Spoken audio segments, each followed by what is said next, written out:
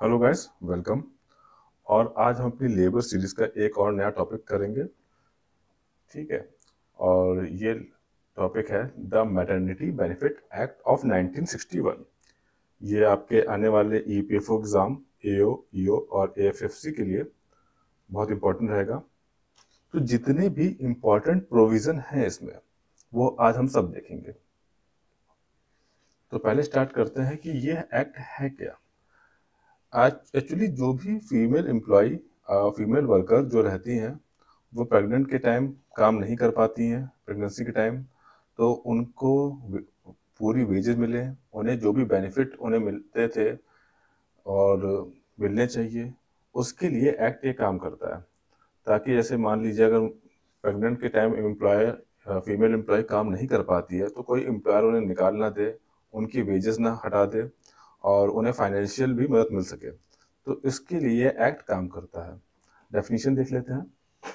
The maternity benefit act 1961 is a social welfare legislation enacted to regulate the employment of woman worker during the period before and after childbirth to provide them with maternity and other benefit।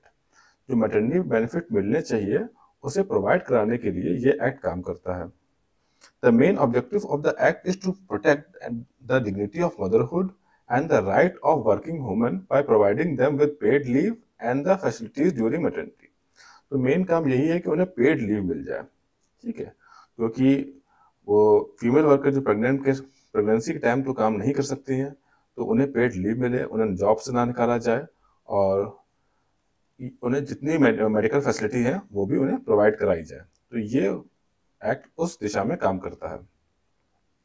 अच्छा, हम लोग को पता है कि जो जैसे नया सोशल सिक्योरिटी कोड आ गया है, उसमें ये एक्ट मर्ज कर दिया गया है। ठीक है। लेकिन प्रोविजंस ज़्यादातर सब वही है। अभी पहली बार जो है ये एक्ट आया था वो 1961 में आया था, 12 दिसंबर को ये लागू हो गया था। कौन सी मिनिस्ट्री के अंदर एक्ट आता है? ये ministry of labour and employment, government of India. ज़्यादातर सारे लेबर एक्ट इसी के अंदर आते हैं। ठीक है, याद रखने की वाली बात है ये। अब देख लेते हैं बैकग्राउंड क्या रहा इसका। क्योंकि ये 1961 में आया, तो उससे पहले क्या क्या डेवलपमेंट हुए इसमें, तो सबसे हम लोग याद रखेंगे। जैसे एनएम जोशी ने पहली बार एक बिल लाए थे, वो था बिल फॉर मैटरनिटी बेनिफिट। ठीक है, 1924 में लाए थे ये बिल। हालांकि ये पास नहीं हुआ था, लेकिन हम लोग याद रख सकते हैं कि पहली बार बिल यही लेके आए थे और ये बहुत बड़े लेबर रिफॉर्मर रहे हैं एनएम जोशी।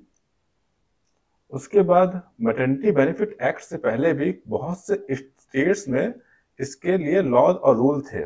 जैसे Bombay maternity benefit act of 1929, Madhya Pradesh maternity benefit act of 1930, mines maternity benefit act of 1941, employees state insurance act of 1948। ये तो अभी भी लागू है। ठीक है।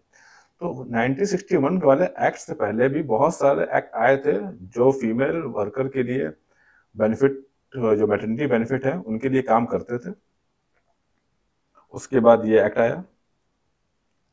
ठीक है, चलिए। तो मेन पर्पस आपने बता ही दिया है कि फुल जो पेड लीव्स मिले ने, फुल पेड जो है, ठीक है, to provide a full paid absence for work to take care of themself and their child. ठीक है। तो उन्हें जो पूरी जो उन्हें जो लीव मिले, फुल पेड मिले, ताकि वो अपना और अपने होने वाले बच्चे का ध्यान रख सके।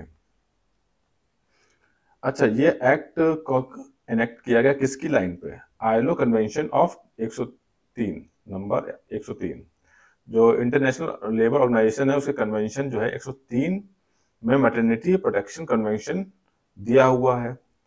उसी की तर्ज पे इस एक्ट को बनाया गया। ठीक है। तो जैसे ये नंबर आप याद रखिएगा, आईएलओ का जो कन्वेंशन नंबर 103। ठीक है। और इसे इंडिया ने रेक्टिफाई भी कर रहा हुआ है। कहाँ कहाँ ये एक्ट लागू होगा? तो कहीं भी फैक्ट्री, प्लांटेशन, शॉप या फिर कोई माइन जहां पर 10 से ज्यादा लोग हैं, ठीक है, वहां पर ये एक्ट लागू होगा। The act implies to factory, mines, plantation, shop establishment employing 10 or more worker. अगर स्टेट गवर्नमेंट चाहे तो अप्रूवल लेके सेंट्रल गवर्नमेंट का इसे और भी दूसरे एस्टेब्लिशमेंट में भी अप्लाई कर सकती है 2 महीने का नोटिस देके। मतलब ऐसा नहीं है कि जहां पर 10 लोग होंगे वहीं भी अप्लाई होगा। स्टेट गवर्नमेंट अपने हिसाब से कहीं और भी किसी एस्टेब्लिशमेंट या फैक्ट्री में इसे अप्लाई करा सकती है। ठीक है।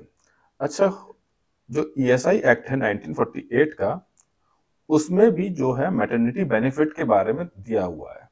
ठीक है, तो वो भी मैटरनिटी बेनिफिट कवर करता है और ये अलग से भी एक्ट है। तो आपको ये बात याद रखनी पड़ेगी कि जहां पर ये ईएसआई एक्ट लग रहा होगा वहां पर मैटरनिटी बेनिफिट एक्ट नहीं लगेगा। It applies to both public and private sector establishment except where the ESI act 1940 applies fully.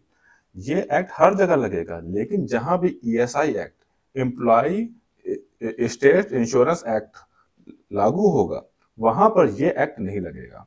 ठीक है, लेकिन एक कहां कहां लगेगा फिर? मान लीजिए कि जहां पे ये एक्ट लग रहा है वहां तो ये नहीं लगेगा, लेकिन क्या होता है कि ईएसआई जो एक्ट है, जो हमारा ईएसआई एक्ट है, उसमें वेज लिमिट होती है। जैसे वेज लिमिट कितनी है? 21,000 पर मंथ। अब मान लीजिए कोई फीमेल एम्प्लॉय या फीमेल वर्कर है, उसकी तनख्वाह 21,000 से ऊपर है, तो वो तो फिर ईएसआई एक्ट के अंदर नहीं आएगी। तो इस कंडीशन में ये फिर एक्ट लगेगा। मैटरनिटी बेनिफिट एक्ट तब लगेगा कि जब जो फीमेल एम्प्लॉय है वो ईएसआई एक्ट के अंदर नहीं आती और उसकी वेज जो है 21,000 से ऊपर है, तो फिर इस एक्ट को अप्लाई हो जाएगा वहां पर। ठीक है, क्योंकि ईएसआई एक्ट में 21,000 की वेज लिमिट है। कुछ डेफिनेशन देख लेते हैं हम इसके अंदर। मैटरनिटी बेनिफिट, मैटरनिटी बेनिफिट मतलब होता है कि जो पेमेंट दी जाएगी जब वो फीमेल एम्प्लॉय या वुमन जो लीव पर होगी, तो वो मैटरनिटी बेनिफिट कहा जाता है। एम्प्लॉयर जो उस फीमेल एम्प्लॉय को अपने सुपरविजन में रखेगा, काम पर रखेगा, उसे एम्प्लॉयर कहा जाएगा। वेजेस इस एक्ट में इंक्लूड होती हैं बेसिक पे, dinner allowance, incentive, exclude bonus, over time and allowance like HRA. तो इस एक्ट के अंदर जो वेजेस की डेफिनेशन है उसमें आपको याद रखना है कि बेसिक वे, डिनर अलाउंस और इंसेंटिव को एक वेजेस का क्राइटेरिया माना जाता है। जब जब भी बेनिफिट दिया जाएगा तो इस बेसिस पे दिया जाएगा, उसमें बोनस, ओवर टाइम और अलाउंस लाइक एचआरए इंक्लूड नहीं होगा। ठीक है। कमीशनिंग मदर, कमीशनिंग मदर वो मदर होती है, वो बायोलॉजिकल मदर होती है, लेकिन वो अपने जो एक्स हैं वो इम्प्लांट कराती है दूसरी फीमेल में, सर्वेट मदर में। मतलब वो खुद मदर नहीं बनती है, उसी के एक्स से कोई दूसरी फीमेल जो है वो मदर बनती है, उसे कमीशनिंग मदर कहते हैं। अडॉप्टिव मदर वो होती है जो बच्चा गोद लेती है और बच्चा 3 साल से कम का होना चाहिए। ठीक है, जो लीगली बच्चों को अडॉप्ट करती है, उसे अडॉप्टिव मदर कहते हैं। अब क्वालिफिकेशन क्या है इस एक्ट की? मतलब क्या क्वालिफिकेशन रहेगी कि जो फीमेल एम्प्लॉय है, फीमेल वर्कर है, वो इसके अंदर बेनिफिट ले पाएगी। अगर वो फीमेल एम्प्लॉय, ठीक है, वो फीमेल एम्प्लॉय, फीमेल वर्कर अगर 80 दिन पिछले 12 महीने में काम करती है उस इंडस्ट्री या उस एस्टेब्लिशमेंट में, तो वो इस बेनिफिट के लिए अप्लीकेबल है। ठीक है, तो 80 दिन लिमिट दी गई है, पिछले 12 महीने में उसे इतने दिन तो काम करना होगा किसी भी एस्टेब्लिशमेंट में, तो वो इस बेनिफिट के लिए अप्लीकेबल है। those meeting this condition are entitled to full benefit prescribed under this act। जो भी इस कंडीशन को मीट करेगा वो जितने भी इसके बेनिफिट हैं एक्ट के, वो सारे वो ले सकता है।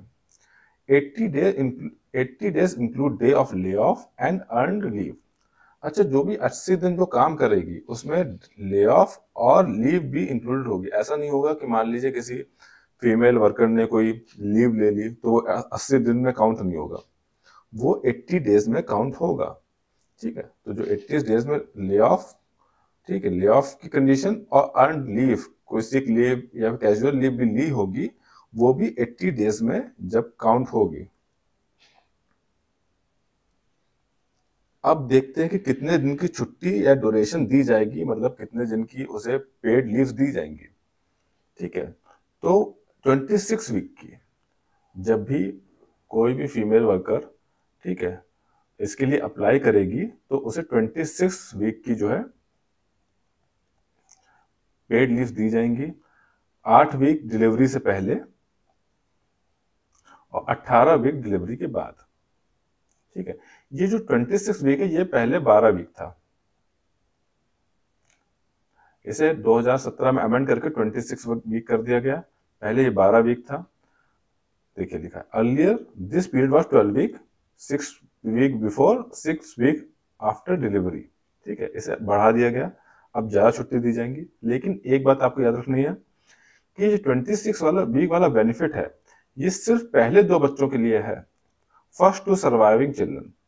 ठीक है, पहले जो सर्वाइविंग 2 बच्चे होंगे उन्हीं के लिए है। मतलब अगर किसी फीमेल वर्कर का तीसरा बच्चा हो जाता है तो ये 26 वीक वाला जो रूल है वो नहीं लगेगा, तब वहां पर जो है 12 वीक वाला रूल लगेगा। तब उसे छुट्टी जो मिलेगी वो 12 वीक की मिलेगी, 12 वीक की। A woman may choose to avail less than 8 weeks before delivery, but the remaining period shall be granted after delivery to complete the 26 week period. इसका मतलब ये है कि मान लीजिए डिलीवरी से पहले जरूरी नहीं कि वो 8 वीक की ही छुट्टी ले, वो चाहे तो 4 वीक की ले ले, चाहे तो 2 वीक की ले ले, और जो बचे हुए मतलब मान लीजिए कि उसने सिर्फ 4 वीक की छुट्टी ली, तो बचे हुए 4 वीक हैं वो उसकी डिलीवरी के बाद भी एडजस्ट कर दिए जाएंगे ताकि 26 वीक का पीरियड कंप्लीट हो सके। ये फीमेल वर्कर पर डिपेंड करता है कि वो डिलीवरी से पहले कितनी छुट्टी ले सकती है। मैक्सिमम 8 ले सकती है, उससे कम भी ले सकती है, 2 वीक 4 वीक जितना उसे सूट करता हो। मान लीजिए कोई तीसरा बच्चा हो जाता है उस वुमन एम्प्लॉय का, ठीक है, इस फीमेल वर्कर का तीसरा बच्चा होता है, तो उस कंडीशन में जो उसे लीव मिलेगी वो 12 वीक की होगी। तो 26 वीक की जो लीव है वो पहले 2 सर्वाइविंग चिल्ड्रन के लिए ही एप्लीकेबल है। थर्ड चिल्ड्रन के लिए 12 वीक की छुट्टी मिलेगी, बेनिफिट 12 वीक का मिलेगा।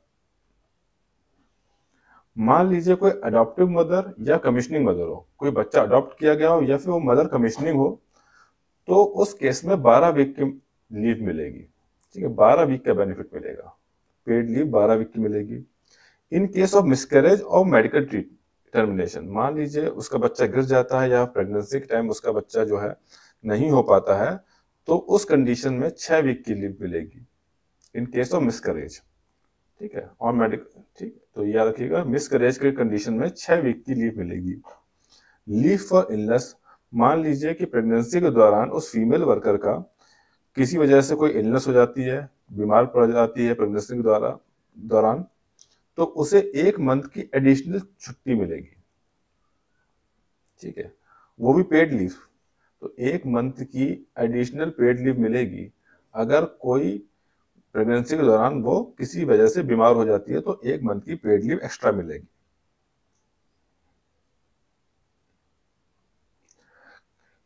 Claim in case of death, अब देख लेते हैं कि क्लेम कौन कौन से डेथ की कंडीशन में क्लेम कैसा रहेगा। मान लीजिए पहली कंडीशन ये होती है कि फीमेल एम्प्लॉय जो है डिलीवरी से पहले ही खत्म हो जाती है। ठीक है, तो उस कंडीशन में जब तक वो जिंदा रहेगी तब तक का उसका पूरा बेनिफिट, मैटरनिटी बेनिफिट मिलेगा। दूसरी कंडीशन ये है कि इफ शी डाइज ड्यूरिंग और आफ्टर चाइल्ड बर्थ, वो प्रेगनेंसी के दौरान या डिलीवरी के दौरान खत्म हो जाती है और बच्चा होने के बाद खत्म होती है, तो उसे पूरा बेनिफिट मिलेगा, पेएबल फॉर इंटायर पीरियड। मतलब जो पेएबल, जिसका जो बेनिफिट है उसके आने वाले नॉमिनी या डिपेंडेंट को उसे पूरा बेनिफिट मिलेगा। अगर वो प्रेगनेंसी के दौरान या उसके बाद खत्म होती है फीमेल एम्प्लॉय, तो उसका बेनिफिट जो है उसके डिपेंडेंट या नॉमिनी को पूरा मिलेगा, पूरे 26 वीक का। If the both mother and child die, अगर बच्चा और माँ दोनों खत्म हो जाते हैं तो उस कंडीशन में जब तक बच्चा जिंदा रहेगा तब तक का पूरा बेनिफिट मिलेगा उसके डिपेंडेंट नॉमिनी को। ठीक है, तो ये 3 कंडीशन है इन केस ऑफ डेथ की।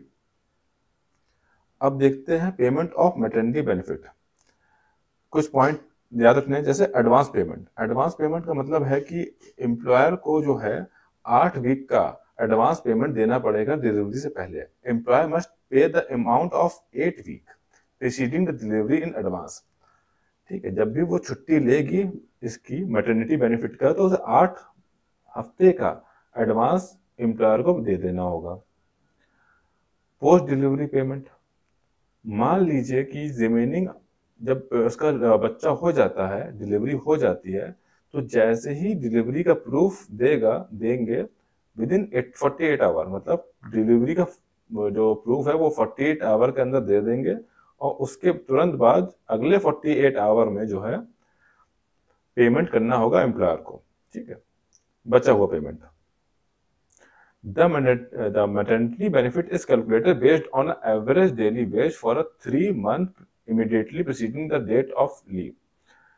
जो भी उसे तनख्वाह मिलेगी इस पेड लीव के दौरान, जो भी तनख्वाह मिलेगी वो कैलकुलेट होगी पिछले जो 3 महीने की तनख्वाह के हिसाब से कैलकुलेट होगी। ऐसा नहीं है कि मान लीजिए कि जो फीमेल वर्कर है छुट्टी पे चली गई तो उसकी तनख्वाह रिड्यूस कर दे, ऐसा नहीं कर सकते। जो पिछले 3 महीने वो तनख्वाह ड्रॉ कर रही होगी, पेमेंट जो पिछले 3 महीने वो ड्रॉ कर रही होगी, उसी के बेसिस पे उसे जो पेड लीव्स में तनख्वाह मिलेगी, पेमेंट मिलेगी, वो उसी बेसिस पे मिलेगी।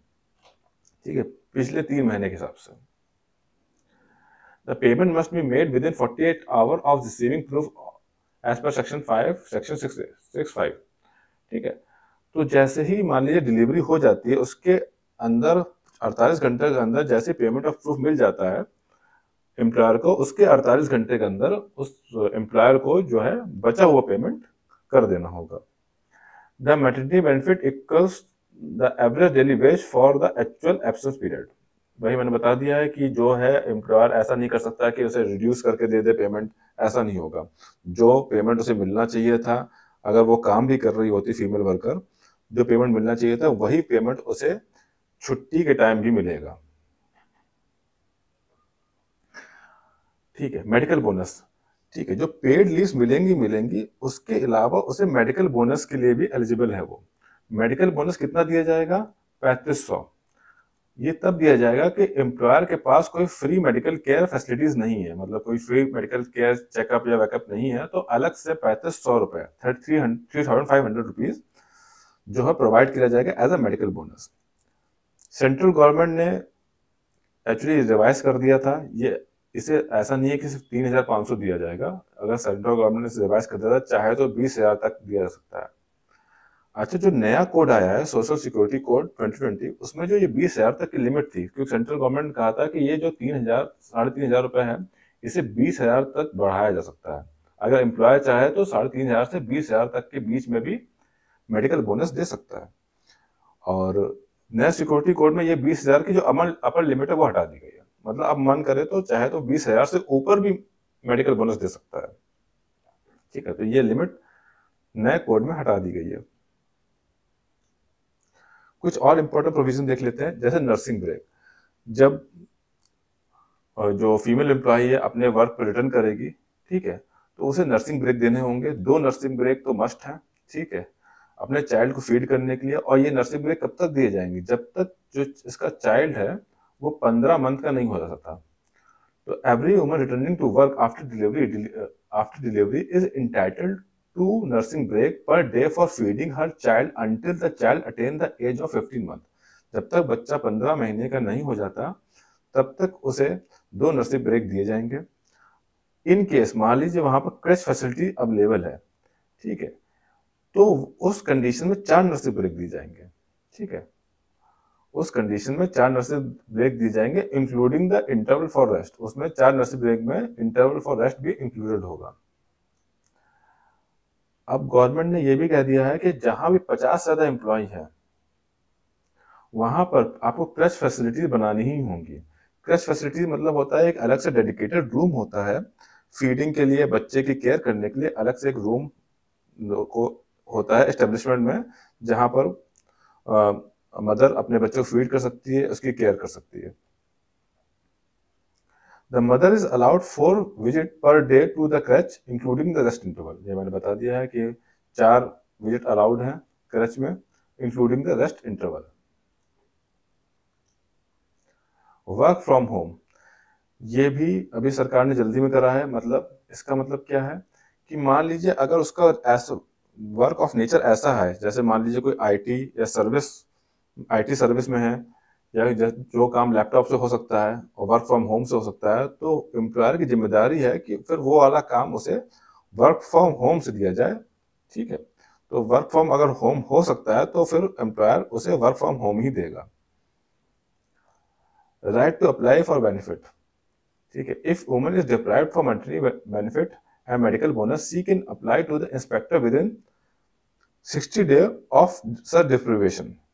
अगर मान लीजिए कोई फीमेल वर्कर जो है उसे मेडिकल बेनिफिट और मेडिकल बोनस नहीं मिला है, तो 60 दिन के अंदर जो इंस्पेक्टर है उसको अप्लाई कर सकती है, वहां पर उससे कंप्लेन कर सकती है। इंस्पेक्टर इसके अंदर एक बॉडी रहती है जो सारे मैटर देखता है relating to the maternity benefit 1961, जितने भी मैटर्स हैं वो इंस्पेक्टर देखता है इस एक्ट के अंदर। ठीक है, तो 60 दिन का समय होता है, उसमें वो फीमेल वर्कर जो है अप्लाई कर सकती है। Inspector has the power to order payment और initial legal action against the employer. Inspector के पास पूरी पावर रहती है इन सारे मैटर्स पे। ठीक है, पेनल्टीज क्या क्या रहेंगी ये देख लेते हैं। अगर मान लीजिए इफ एम्प्लॉयर फेल टू पे द मैटरनिटी बेनिफिट और dismisses a woman during the maternity leave, अगर उसने कोई पेमेंट नहीं किया बेनिफिट्स का, या फिर फीमेल एम्प्लॉयर को डिसमिस कर दिया, निकाल दिया नौकरी से, इस कंडीशन में 3 महीने की सजा जो कि 1 साल तक बढ़ाई जा सकती है, या फिर 2000 से 5000 तक का जुर्माना। या फिर अगर एम्प्लॉयर मान लीजिए कोई इंस्पेक्टर है, उसका काम को डिस्ट्रैक्ट जो अपनी ड्यूटीज कर रहा है उसे डिस्टर्ब कर रहा है, उसकी ड्यूटीज नहीं डिस्चार्ज करने दे रहा है, उस कंडीशन में 3 मंथ तक की जेल और 500 तक का जुर्माना। और यही कंटिन्यूइंग ऑफेंस, ठीक है, कंटिन्यूइंग ऑफेंस मतलब लगातार यही ऑफेंस लगातार कर रहा हो तो 100 रुपए पर डे के हिसाब से उस पर इम्पोज किया जाएगा। अब इंस्पेक्टर की पावर क्या क्या रहती है। Inspector are empowered to enter and inspect any establishment, examine record and register, ensure payment of benefit and compliance with the act, take statements and initiate prosecution in the case of violation, and obstructing an inspector is a punishable offense under section 21(2). तो inspector के पास power रहती है कि वो किसी भी establishment में जाके वहां पर जांच कर सकता है, रजिस्टर देख सकता है, उनके रिकॉर्ड देख सकता है और देख सकता है कि जो भी फीमेल एम्प्लॉयर है वहां पर उन्हें बेनिफिट मिल रहा है कि नहीं मिल रहा है, और सारी जो एक्ट के हिसाब से सारी जो कंप्लायंस है वो पूरी करी जा रही है कि नहीं करी जा रही है। ठीक है, तो ये सारे काम इंस्पेक्टर के रहते हैं जो सेक्शन 14 के अंदर इस एक्ट के अंदर आता है। तो आपको याद रखना है कि जो इस एक्ट के अंदर जो मेन बॉडी है वो इंस्पेक्टर है। कुछ अमेंडमेंट जो 2017 में करे गए। पहला तो अमेंडमेंट यही था कि जो 12 वीक से 26 वीक कर दिया गया। ठीक है, इसे डबल से ज्यादा कर दिया गया। पहले leave for adoptive and commissioning mother नहीं थी। ठीक है, जो अडॉप्टिव और कमिश्निंग मदर के लिए जो लीव अभी इन लोगों ने 12 वीक कर दी है वो पहले नहीं थी। ठीक है, वो अलग से जोड़ा गया है। क्रश फैसिलिटीज, ठीक है, जहां भी 50 से ज्यादा एम्प्लॉय होंगे वहां क्रश फैसिलिटीज होंगी, ये बता चुके हैं हम। ठीक है, option for work from home भी इंट्रोड्यूस किया गया इसी टाइम 2017 के अमेंडमेंट में। Employer must inform women employ about their maternity benefit at the time of appointment in writing or electronically। जब भी कोई नई फीमेल वर्कर एम्प्लॉय आएगी अपॉइंटमेंट में लेने, तो ये एम्प्लॉयर की जिम्मेदारी है कि उसे सारे जो बेनिफिट है, मैटरनिटी बेनिफिट है, उसे समझाए और इन राइटिंग एंड इलेक्ट्रॉनिकली उसे प्रोवाइड कराए। ठीक है, तो ये सारा अमेंडमेंट जो है 2017 में किया गया था। Key objective to safeguard human employment during maternity, to ensure paid leave and medical care during maternity, to improve maternal and child health, to promote gender equality and protect human dignity in the workplace। ये सारे point हम लोग cover कर चुके हैं कि क्या क्या इस जो की ऑब्जेक्टिव क्या क्या है इस एक्ट के। ठीक है, और the act implemented directive principle under 42 of the constitution provision for just and human condition of work and maternity relief. ठीक है, तो इस जो एक्ट का है वो आर्टिकल 42 जो अपना कॉन्स्टिट्यूशन है, डायरेक्टिव प्रिंसिपल है, उसमें भी मेंशन है। क्या मेंशन है? Provision for just human condition for work and maternity relief. ठीक है, तो इस बात को याद रखिएगा कि 42 के बाद 42 जो डायरेक्टिव प्रिंसिपल है उसमें भी इसके बारे में मेंशन है। ठीक है, तो ये हम लोग का जो एक्ट है मैटरनिटी बेनिफिट 1961 ये कंप्लीट हो चुका है, और जितने भी इंपॉर्टेंट प्रोविजन थे इससे रिलेटेड वो हम लोगों ने सब कंप्लीट कर लिए हैं, जो भी एग्जाम में पूछे जा सकते थे। ठीक है, तब तक हम लोग अब मिलेंगे नेक्स्ट लेक्चर में। Thank you.